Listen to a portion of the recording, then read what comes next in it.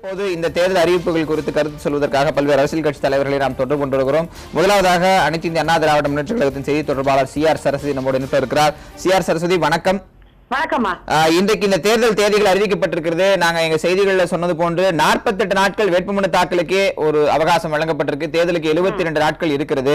அரசியல் கட்சிகள் வைக்கக்கூடிய முக்கியமான குற்றச்சாட்டு கால அவகாசம் இல்லைங்கிறது. ஆனா இந்த முறை அது கூடுதல் அவகாசத்தையே தேர்தல் ஆணையம் வழங்கி இருக்கிறது. இதை அனைத்து இந்திய அண்ணா திராவிட முன்னேற்ற கழகம் எப்படி பார்க்கும்?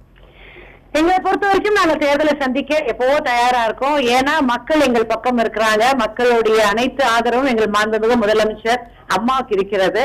ஆகவே மிகப்பெரிய வெற்றியை இந்த தேர்தலில் எங்கள் அம்மாவுக்கு தர மக்கள் தயாரா இருக்காங்க. நாங்க நிஜமா தயாரா இருக்கோம். இன்னொரு சந்தோஷமான விஷயத்தையும் இந்த நேரத்துல நான் ஊடகத்துக்கு சொல்லிக்கிட்டா வேணும். அதாவது தேர்தல் ஆணையத்துறை அதிகாரி சென்னைக்கு வந்திருந்தப்போ எல்லா கட்சியும் ஒரு மீட்டிங் வச்சாங்க இல்லைங்களா? அனைத்து அரசியல் கட்சிகளை கூப்பிட்டு போட்டப்போ எங்க அனைத்து அண்ணா திராவிட முன்னேற்ற கழகம் ஒரு கோரிக்கை வச்சோம். பெண்களுக்கு தனி வாக்குச்சாவடி அமைக்கப்பட வேண்டும், மாற்றுத்திறனாளிகளுக்கு வேண்டிய வசதி செய்யப்படணும்னு அந்த கோரிக்கையை ஏற்று இன்றைக்கு தேர்தல் ஆணையம் பெண்களுக்கு என்ற தனி வாக்குச்சாவடியவும் அதேபோல மாற்றுத்திறனாளிக்குரிய வசதியும் செய்து தரப்படும் சொல்லியிருக்காங்க. இந்த ஊடகம் மூலமா அவர்களுக்கும் எங்களது மனமார்ந்த நாங்கள் வைத்த கோரிக்கையை ஏற்றுக்கொண்டதற்காக எங்கள் மனமார்ந்த நன்றி. இந்த கால அவகாசம் என்பது எப்படி பார்க்கிறீங்க? ஏன்னா பெரும்பாலான கூட்டணிகள் இன்னும் இறுதி செய்யப்படல. மக்கள் நல கூட்டணி ஒருபுறம், திராவிட முன்னேற்றம் காங்கிரஸ், இப்படி இரண்டு முனைகள்ல தான் கூட்டணி என்கிற அந்த இறுதி வடிவம் பெற்றிருக்கிறது. இந்த கால அவகாசத்தை எப்படி பார்க்கிறீங்க? ஆளும் அரசுக்கு எதிரான பிரச்சாரத்தை துவங்குவதற்கான நொடி என்பது இப்பொழுதே தொடங்கி இருக்கிறது. இது அரசுக்கு நெருக்கடி ஏற்படுத்தாதா? எதுக்கு நெருக்கடி ஏற்படுத்தும்?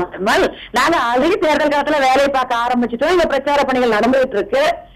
இதுக்கு நெருக்கடிங்கிற பேச்சுக்கே இங்க இடம் இல்லையே. எங்கள் இயக்கத்தை பொறுத்த வரைக்கும் ஒரு ராணுவ கட்டுப்பாடு உள்ள இயக்கம். தேர்தலில் யாருடன் சேர போறோம், எப்படி எழுதாங்கிறது எங்கள் மாண்புமிகு முதலமைச்சர் அம்மா தீர்மானிப்பாங்க.